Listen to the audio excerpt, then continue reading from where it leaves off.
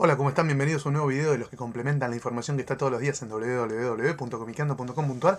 Hoy quería tocar un tema que muchas veces nos lo preguntan. Ustedes saben, o por ahí se están enterando ahora, que la revista Comiqueando empezó a salir como revista en el año 1994, hace ya 22 años. Y mucha gente nos pregunta, ¿y en aquella época en la que no había internet, de dónde sacaban la información? ¿Cómo conseguían la data que aparecía en los artículos? Bueno, una parte era por conocer artistas, por conocer editores, por gente que viajaba, que se enteraba. Había como una red de contacto entre personas, no era Facebook, no era una red social como las que conocemos ahora, pero había un tráfico de información entre cierto nivel de gente a la que uno accedía a conocer en cierto punto. Pero además había también muchos artículos sobre cómics en las revistas de historietas, ¿sí? En La Fierro, en La Scorpio, en la CIMOC, en la Zona 84, todas tenían una sección con artículos, novedades, entrevistas y textos sobre los autores y las series y demás. También estaban los catálogos de las muestras y de las convenciones que circulaban y bueno, y cada tanto conseguías alguno y o alguien te regalaba o te los daban cuando ibas a las muestras. Pero la gran fuente en aquel entonces de información eran las revistas sobre historieta. ¿Sí? Revistas sobre historieta es el tema de hoy.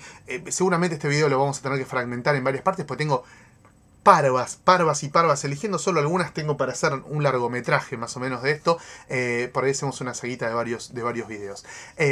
La primera revista de información de la que yo tengo noticias eran fanzines que salían en los años fines de los 40 y principios de los 50 en Estados Unidos, hechos por chicos muy jóvenes de 14, 15 años, donde compartían información entre ellos acerca de los superhéroes de la Golden Age, ¿sí? Los superhéroes de la Golden Age que rápidamente desaparecieron y para el año 48, 49 ya no se veían por ningún lado, dejaron tras de sí un montón de fans que querían saber un poco más sobre ellos y se empezaron a contactar a través de pequeños avisitos donde se mandaban fanzines mimeografiados y compartían entre ellos la información. El fundador del primer fanzine, que fue Alter Ego, fue el maestro Jerry Bales y uno de los principales impulsores de ese fanzine, que colaboró muchísimo con Jerry Bales, fue Roy Thomas.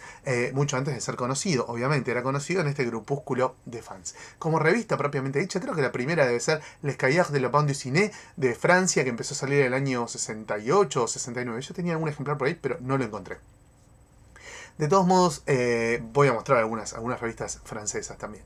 En los 70 es donde realmente se empieza a imponer el formato de la revista de información sobre cómics y de aquella época son los primeros números de una de las revistas emblemáticas con las que más aprendimos, no solo a leer y a informarnos, sino también a discutir con el material que leíamos, que fue el Comics Journal, ¿sí? De la editorial Fantagraphics, fundada por Gary Groth y Kim Thompson en el año 76. Este es un número de fines de los 80, cuando estaba de moda Big Numbers y bueno, y hablar bien de Alan Moore.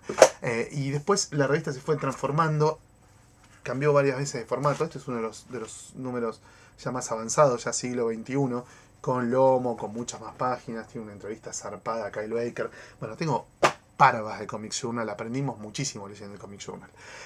También en los 80 empezó a salir la revista Comics Feature, que era livianita, era una revista más centrada en el tema de superhéroes, novedades, pero estaba relativamente bien escrita, tenía buenos artículos para los que en aquel entonces nos costaba muchísimo conseguir los cómics. Entonces nos enterábamos mucho sobre las historias que aparecían en las series regulares a través de los artículos que hacía esta gente que recopilaba una parva de información.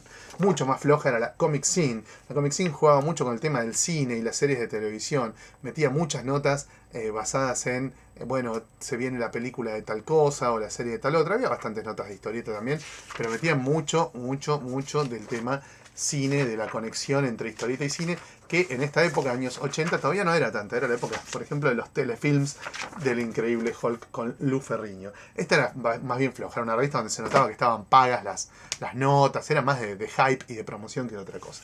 Otra revista excelente de los 80 era la Amazing Heroes, también de Fantagraphics. Tuvo muchísimos números, más de 200 números llegaron a publicar. La época más divertida, obviamente, es la que dirigía el maestro Mark Waid, que coincide con esa época maravillosa de los 80, donde salían un montón de títulos excelentes. Es una de mis favoritas también, la Amazing Heroes. Era muy centrada en el mainstream yankee, pero tenía mucha información muy bien investigada, muy bien comunicada.